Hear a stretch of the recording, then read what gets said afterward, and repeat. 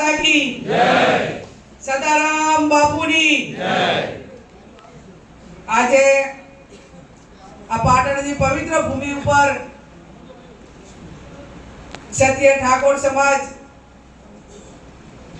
એકતા મંચના નેજા હેઠળ જ્યારે આપણે ભેગા થયા છીએ ત્યારે આ પ્રોગ્રામના કાર્યક્રમના અધ્યક્ષ આદરણીય ગુજરાત પ્રદેશ કોંગ્રેસ સમિતિના માજી પ્રમુખ, માજી કેન્દ્રીય મંત્રી અને જેણે આવનાર પેઢીને સબળ નેતૃત્વ આપવા માટે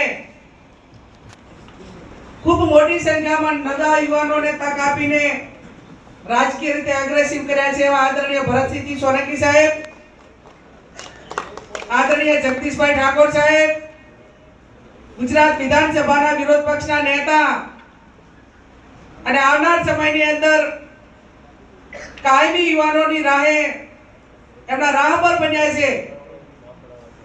સંખ્યા ઓછી છે, 12 છે, પણ વિધાનસભામાં 162 ને પણ પહોંચી વળવા માટેની વાત ભીડે છે એવા આદરણીય અમિતભાઈ ચાવડા સાહેબ, બંને ધારાસભ્ય ભાઈ શ્રી અમૃતજી ઠાકોર, ભાઈ શ્રી દિનેશભાઈ ઠાકોર, કલોલના માજી ધારાસભ્ય અને જેણે ઓપનિંગ બેટિંગ કરીને જે એજન્ડા માટે વાત કરી આવનાર સમયની અંદર સમાજ માટે કાયમી ચિંતા વ્યક્ત કરી છે અને નાના મોટી કોઈ મારા જેવા ગરીબ ઉમેદવારોને આર્થિક મદદ કરવાની થતી હોય એટલે કે પાછા નથી રહેવા બળદેવજી ઠાકોર સાહેબ,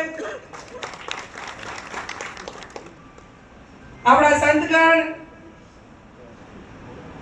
સિદ્ધપુરના માજી ધારાસભ્ય અને આપણને સૌને યજમાન તરીકે એ પોતે આજે છે આપણને સૌને બોલાયા છે અને લોકસભામાં મારે હાથે અંગાત હથવારો તો પણ થોડા માટે કરીને રહી ગયું।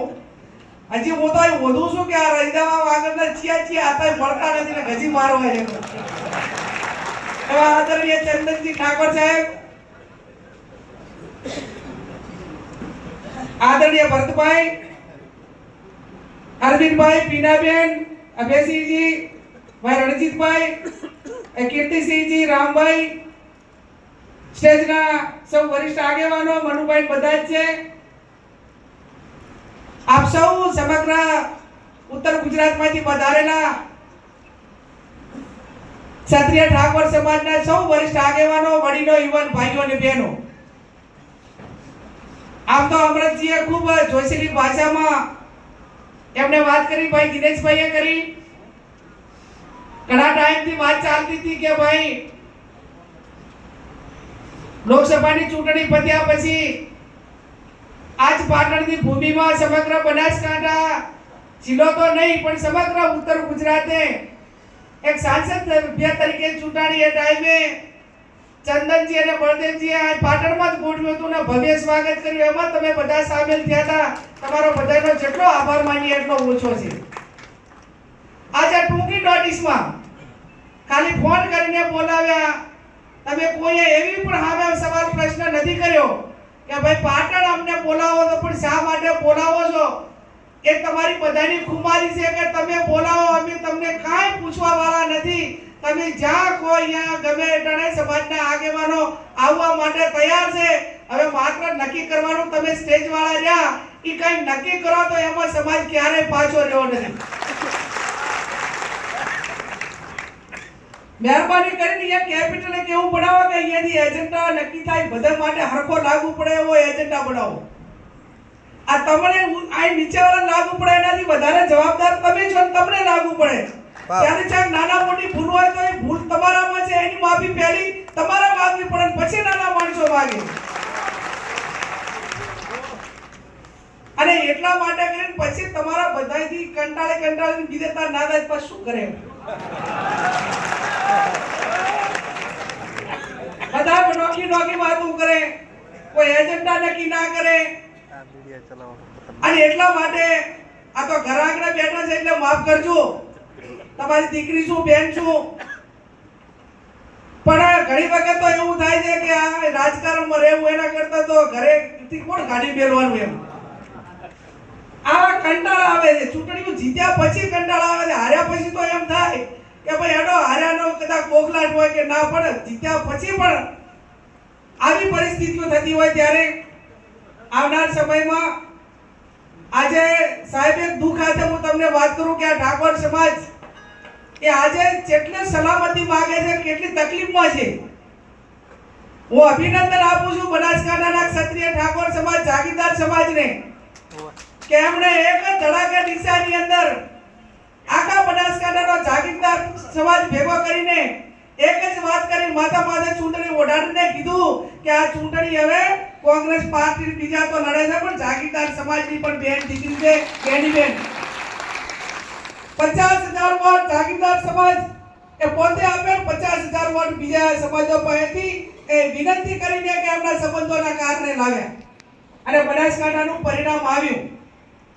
આજે તમે બધા અલગ અલગ રહેશો ને એકબીજાને મદદ નહીં કરો તો તમારું રાજકીય હોય, સામાજિક હોય, આર્થિક હોય, શૈક્ષણિક હોય કે જે સમાજને જરૂર છે, ધારાસભ્યો તો સીમિત હોય, સંસદ સભ્યો સીમિત હોય, બીજા કાર્યકરો જિલ્લા તાલુકા પંચાયત એની સંખ્યા સીમિત હોય, પણ તમારા સાથે સંકળાયેલો સમાજ તમારી પાસે શું માંગે છે? એ આર્થિક માંગે છે, સામાજિક માંગે છે, શૈક્ષણિક માંગે છે અને તમારા બધા પાસે પ્રોટેક્શન, તમારા બધા પાસે સલામતી માંગે છે. અને આટલું આ 3-4 બાબતો એ સાથે મળીને આવનાર સમયની અંદર એનું ગંભીરતાપૂર્વક તમે આયોજન નહીં કરો તો આજે મેં હમણાં અગાઉ કહેતી હતી એ પ્રમાણે કે અમારે દિયોદર તાલુકાનું નવા ગામ છે. એ નવા ગામમાં અમે અમારે આવતા હતા એ ટાઈમે એક ઠાકોર સમાજનો એક જ પરિવાર રહે છે ને એમને લોકસભાની ચૂંટણી વખતે માનતા રાખેલી કે બેન લોકસભા જીતશે તો હું આ સાગર બારોબાર એમને જોખીશ મહાકાલી માતાના મંદિરે. પણ એ માનતા શેની હતી?